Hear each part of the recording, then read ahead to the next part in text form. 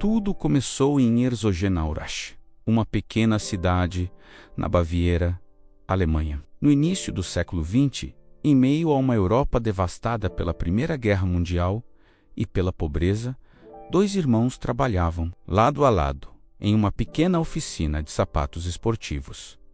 Adolf Dassler, conhecido como Adi, e Rudolf Dassler, apelidado de Rudi. Adi era o cérebro criativo, obcecado por detalhes, passava horas estudando tecidos, solados, costuras. Queria criar o calçado perfeito para atletas, algo que fosse leve, firme e desse vantagem competitiva. Rudi, por outro lado, era o comerciante nato, extrovertido, falava com todos, sabia negociar, construir contatos. Onde Adi era silêncio e perfeição, Rudi era carisma e pragmatismo. Essa combinação parecia perfeita. Em 1924, fundaram juntos a Gebr. Dassler Schuhfabrik, menos a fábrica de sapatos dos irmãos Dassler. O objetivo era simples e ambicioso: revolucionar o esporte. E, de fato, não demorou para que conseguissem. Adi convenceu atletas locais a testar seus modelos, e logo a fama de seus sapatos começou a se espalhar. O grande momento veio nos Jogos Olímpicos de Berlim, em 1936. Ali, Adi Dassler entregou pessoalmente um par de tênis de corrida para o lendário atleta americano Jesse Owens. Owens usou os sapatos dos Dassler para vencer 4 medalhas de ouro, humilhando o regime nazista diante do mundo. De repente, a pequena fábrica dos irmãos estava no mapa global. O nome Dassler tornou-se sinônimo de inovação e desempenho. O sucesso parecia garantido, mas o que ninguém podia imaginar era que, por trás da oficina, a relação entre Adi e Rudi já estava se deteriorando. Personalidades opostas, rivalidades silenciosas e desconfianças familiares começaram a corroer a parceria. Enquanto Adi acreditava que a empresa devia sempre priorizar o produto e a inovação, Rudi acreditava que o segredo estava em expandir rápido e conquistar mercados. A guerra não havia começado ainda, mas as trincheiras já estavam sendo cavadas. E quando a Segunda Guerra Mundial explodiu, o conflito externo apenas acelerou a tragédia interna. A Segunda Guerra Mundial não apenas devastou países, ela também destruiu famílias, lares e empresas. E, no caso dos irmãos Dassler, acelerou um conflito que já ardia em silêncio. Quando a guerra começou, a fábrica dos Dassler foi colocada sob a pressão do regime nazista. Assim como milhares de empresas alemãs, a Gebr. Dassler Schuhfabrik passou a produzir calçados para o exército. Os irmãos de personalidades opostas reagiram de formas diferentes. Adi, mais introspectivo, manteve-se focado no trabalho, tentando preservar a qualidade dos produtos e evitar envolvimento político direto. Rudi, mais extrovertido e pragmático, acabou se aproximando de membros do partido nazista, acreditando que essas conexões poderiam garantir vantagem para os negócios. Essas escolhas distintas não apenas aumentaram a distância entre os dois, mas plantaram as sementes de desconfiança que nunca mais seriam arrancadas. O episódio que muitos historiadores apontam como o início da ruptura definitiva ocorreu em plena guerra. Conta-se que, durante um bombardeio aliado, Adi e sua esposa correram para um abrigo onde Rudi e sua família já estavam escondidos. Ao entrar, Adi teria murmurado: "Lá vem de novo esses porcos sujos", referindo-se aos aviões inimigos. Rudi, paranoico, interpretou a frase como uma ofensa pessoal a ele e à sua família. Esse mal-entendido virou cicatriz eterna. Com o avanço da guerra, a tensão só aumentou. Rudi foi convocado para o exército e acabou preso por forças aliadas, acusado de deserção e de ligações com o regime. Enquanto isso, Adi permaneceu cuidando da fábrica, tentando sobreviver à crise. Para Rudy, a prisão foi a prova definitiva de que o irmão Wu havia traído denunciando ou as autoridades. Adi sempre negou, mas, verdadeiro ou não, o estrago estava feito. Quando a guerra terminou, em 1945, os Dassler já não eram irmãos unidos. Eram inimigos dentro da mesma empresa. Não havia mais confiança, não havia mais parceria. O que restava era hostilidade, acusações e um ressentimento impossível de apagar. 2 anos depois, em 1948, a ruptura tornou-se oficial. A Gebruder Dassler Schuhfabrik foi dividida em 2 partes. Adolf Dassler fundou a Adidas, nome que juntava seu apelido Adi com as 3 primeiras letras de seu sobrenome. Rudolf Dassler, por sua vez, criou a Puma. O que antes era uma oficina compartilhada, agora se transformava em um campo de batalha. Mas não era apenas uma guerra comercial, era uma guerra de sangue. E a primeira trincheira dessa guerra seria a própria cidade de Herzogenaurach, que seria dividida ao meio, literalmente, quando Rudolf e Adolf Dassler oficializaram a separação. Em 1948, não dividiram apenas uma empresa. Eles dividiram uma cidade inteira. Herzogenaurach, uma pequena localidade bávara com pouco mais de 20.000 habitantes, se transformou em palco de uma rivalidade única na história dos negócios. De um lado do rio Aurach, Adolf ergueu a Adidas, com seu símbolo das 3 listras. Do outro, Rudolf estabeleceu a Puma, com um felino pronto para saltar. Não eram apenas 2 fábricas competindo, eram 2 exércitos, 2 irmãos que haviam crescido juntos, agora transformados em generais de lados opostos. A divisão contaminou tudo. Moradores da cidade passaram a escolher lados. Famílias inteiras cortavam relações dependendo de onde alguém trabalhava. Amizades de infância foram desfeitas. Até casamentos terminavam por causa da guerra entre as 2 marcas. Herzogenaurach ficou conhecida como a cidade das cabeças baixas, porque as pessoas olhavam primeiro para os pés do outro, antes de estender a mão. O sapato que alguém usava revelava sua lealdade, Adidas ou Puma. A rivalidade não parava na vida social. Ela se infiltrava no esporte, o terreno fértil onde os irmãos sabiam que poderiam conquistar o mundo. Adolf, o perfeccionista, buscava inovação técnica para atletas. Rudolf, o vendedor nato, apostava em relacionamentos, acordos rápidos e estratégias agressivas de marketing. A primeira grande vitória foi da Adidas. Nos Jogos Olímpicos de 1954, a seleção alemã de futebol usou chuteiras Adidas com travas ajustáveis. Invenção de Adi. No jogo histórico contra a poderosa Hungria, a Alemanha Ocidental venceu e chocou o mundo. Foi chamado de o Milagre de Berna. A imagem dos atletas com chuteiras Adidas fez a marca explodir globalmente. Mas Rudy não ficava para trás. Ele buscava contratações individuais, convencendo estrelas do esporte a calçar Puma. Uma de suas maiores conquistas foi o lendário jogador de futebol Pelé, que se tornou garoto propaganda da Puma e ajudou a marca a ganhar visibilidade internacional durante as Copas do Mundo. Enquanto Adidas e Puma conquistavam o planeta, Herzogenaurach seguia dividida. Restaurantes, bares e até igrejas eram frequentados por um lado ou por outro. Era como se cada rua fosse um campo de batalha simbólico. O mundo assistia 2 marcas crescerem, sem imaginar que por trás delas estava a ferida aberta de 2 irmãos que jamais se reconciliariam.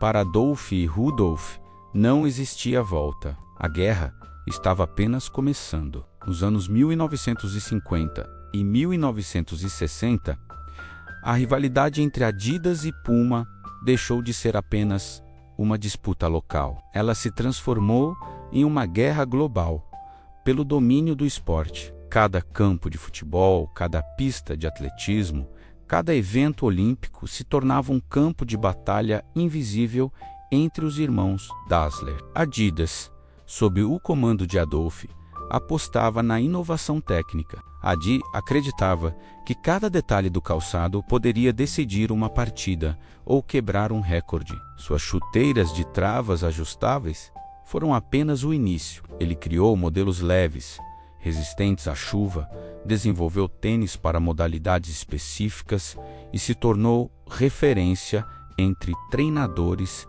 e seleções nacionais. Sua estratégia era clara: conquistar times inteiros e federações esportivas. Puma, guiada por Rudolph, seguia outro caminho. Menos preocupado com tecnologia e mais com marketing agressivo, Rudd apostava em atletas individuais. Em vez de calçar todos os jogadores, ele queria ter a estrela principal, o craque que faria o gol decisivo, o velocista que cruzaria a linha primeiro. Para ele, bastava um ídolo para o mundo inteiro ver a marca. Essa diferença estratégica começou a se refletir em disputas históricas. Nos Jogos Olímpicos de 1960, em Roma, o velocista alemão Armin Heire usou chuteiras Puma nas eliminatórias, mas correu com Adidas na final dos 100 metros rasos. A troca de marcas gerou polêmica mundial e simbolizou como os atletas já percebiam o poder da rivalidade entre os irmãos Dassler. Mas o grande golpe de mestre da Puma veio na Copa do Mundo de 1970, no México. Antes do jogo de abertura, diante das câmeras do mundo inteiro, Pelé, então o maior jogador do planeta, pediu ao árbitro alguns segundos para amarrar as chuteiras. Milhões de pessoas assistiram ao detalhe em close. Eram chuteiras Puma. Esse momento, conhecido como o Pelé Impact, tornou-se uma das jogadas de marketing mais famosas da história do esporte. Enquanto isso, Adidas continuava conquistando títulos coletivos. Em 1974, a seleção da Alemanha Ocidental, liderada por Franz Beckenbauer, venceu a Copa do Mundo calçando Adidas. O impacto foi gigantesco. A marca consolidava-se como fornecedor oficial de campeões. A guerra comercial se tornava também uma guerra simbólica. Cada chuteira, cada contrato, cada foto estampada em jornais e revistas carregava a disputa de sangue entre Adi e Rudd. Nenhum dos dois aceitava perder, nem que fosse em detalhes. E o mais impressionante, mesmo envelhecendo, mesmo com a saúde debilitada, os dois mantinham viva a chama da rivalidade. Herzogenaurach seguia dividida, e o ódio entre os irmãos nunca deu espaço à reconciliação. Enquanto Adidas e Puma cresciam para se tornar gigantes globais, o mundo via o esporte ser transformado em campo de batalha de marketing. E, por trás de cada vitória, havia o fantasma de uma família destruída pela ambição e pela obsessão pelo poder. Nos anos 1970 e 1980, a rivalidade entre Adidas e Puma já havia ultrapassado qualquer limite de mercado. As duas marcas não eram apenas competidoras, eram símbolos opostos de uma guerra que nascia do sangue. Cada vitória de uma era vista como derrota pessoal da outra. Enquanto isso, o mundo dos esportes vivia transformações profundas. O futebol se tornava cada vez mais global. As transmissões televisivas multiplicavam o alcance das marcas, e os contratos de patrocínio alcançavam cifras inimagináveis. Adidas e Puma estavam na linha de frente dessa revolução. Adidas, sob Adolph Dassler, continuava expandindo sua influência sobre seleções nacionais, clubes e federações esportivas. Tornou-se fornecedora oficial da FIFA e dos Jogos Olímpicos, um domínio institucional que lhe garantia visibilidade global. Adolph tinha uma visão clara: não bastava vencer no campo. Era preciso estar no centro das organizações que controlavam o esporte. Puma, comandada por Rudolph, seguia apostando em atletas lendários. Depois do impacto com Pelé em 1970, a marca se consolidou como escolha de jogadores que buscavam brilhar individualmente.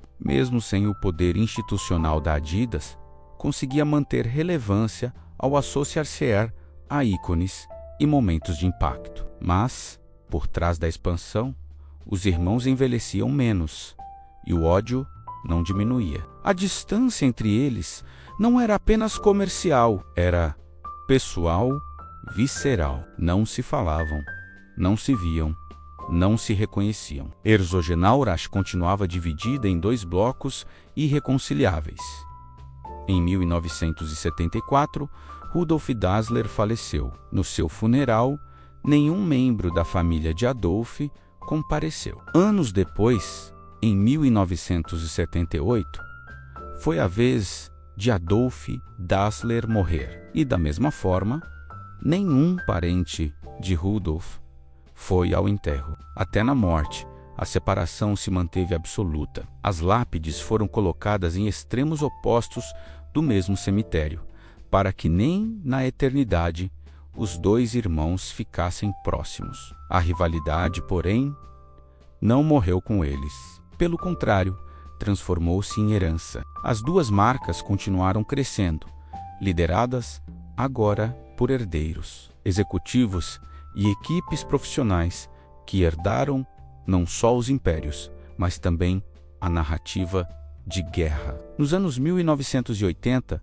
a Adidas sofreu crises de administração, mas manteve sua imagem global forte. A Puma, menor em escala, seguiu resistindo como competidora ágil, sempre pronta para contra-atacar com campanhas ousadas. Enquanto isso, o mercado esportivo se tornava cada vez mais bilionário e o embrião do que os irmãos haviam criado se consolidava como a base da indústria moderna de marketing esportivo. No entanto, o que ficava mais claro a cada ano era que a rivalidade Dassler havia ultrapassado o mundo dos negócios. Era um lembrete sombrio de como a ambição, a desconfiança e o orgulho podem transformar laços de sangue em guerras eternas nos anos 1980 e 1990. A guerra entre Adidas e Puma entrou em uma nova fase. Os fundadores já haviam partido,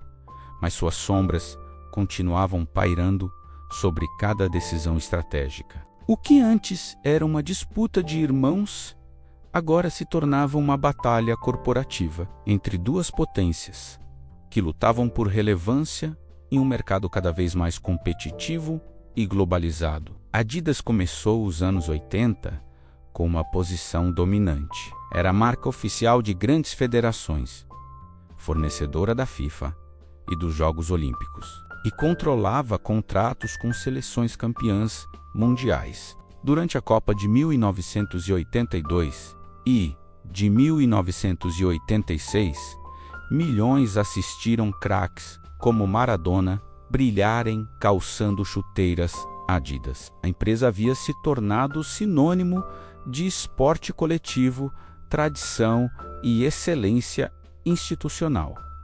Mas esse domínio também trouxe problemas. O crescimento acelerado gerou burocracia, a gestão familiar perdeu eficiência e a empresa começou a enfrentar crises internas. No final dos anos 80, a Adidas já não tinha a mesma agilidade de antes.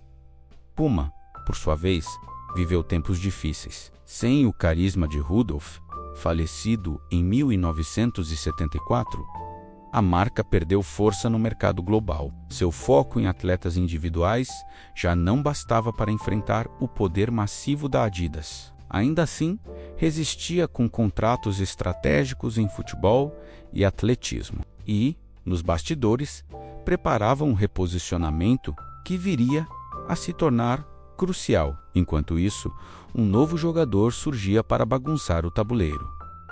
A Nike, com marketing agressivo, design ousado e a imagem de Michael Jordan na NBA. A empresa americana conquistava os jovens e transformava o tênis esportivo em símbolo cultural. Adidas e Puma, presas à rivalidade alemã, corriam o risco de perder relevância diante de um adversário que pensava em escala global. Foi então que, nos anos 1990, algo inesperado aconteceu. A cultura urbana e o streetwear começaram a redefinir o mercado esportivo. O tênis já não era apenas para atletas, era símbolo de identidade, moda e atitude. Adidas conseguiu aproveitar essa transição melhor que Puma, lançando colaborações inovadoras e revivendo sua imagem clássica. Modelos como o Adidas Superstar e o Stan Smith viraram ícones nas ruas, usados por rappers, artistas e jovens em todo o mundo.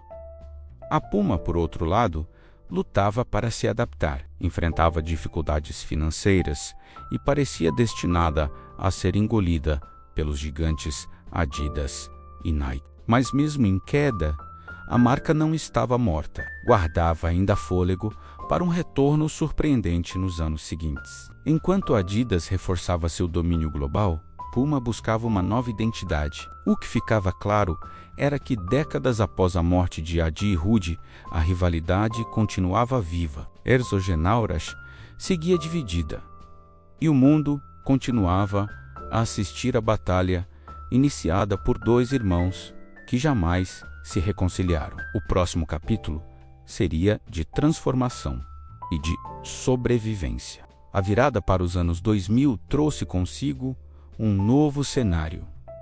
O esporte não era mais apenas esporte. Era entretenimento, moda, cultura e tecnologia. Para sobreviver, marcas precisavam se reinventar. E tanto Adidas quanto Puma entenderam isso, ainda que por caminhos diferentes. Adidas, já consolidada como gigante global, decidiu expandir além do esporte. Criou divisões dedicadas ao lifestyle, explorou o universo da moda e firmou parcerias inesperadas, ao unir o design esportivo com estilistas e artistas renomados, como Stella McCartney, Yohji, Yamamoto e, posteriormente, Kanye West com a linha Yeezy. A Adidas provou que podia ditar tendências não apenas dentro dos estádios, mas também nas passarelas e ruas. Além disso, investiu pesado em tecnologia. Modelos como o Adidas Predator, voltado para futebol, e os tênis de corrida com tecnologia Boost reposicionaram a marca como inovadora e moderna. A estratégia de Adi Dassler de unir ciência e performance continuava viva, agora em escala global. Enquanto isso, Puma parecia destinada a ser lembrada como a irmã menor da Adidas. Mas a empresa encontrou uma brecha para renascer: a moda e a cultura pop.